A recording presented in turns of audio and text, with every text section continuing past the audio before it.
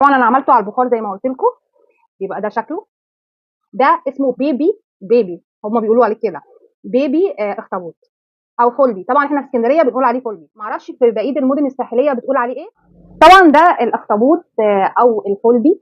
بعد ما عملته طاجين بيبقى جميل جدا جدا. سلام شطوراتي الحلوين.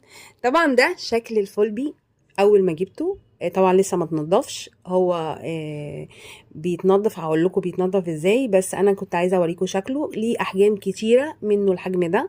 ده حجم صغير اسمه بيبي اخطبوط، في العالم كله بيسموه الاسم ده، بس احنا في اسكندريه بنسميه فولبي او اخطبوط. طبعا بالنسبة لأحجامه لو صغير قوي بنقول عليه بيبي، لكن طبعا هو بالنسبة للعالم بيتقال عليه اخطبوط وأحجامه كبيرة قوي، ممكن توصل ل 30 و40 كيلو.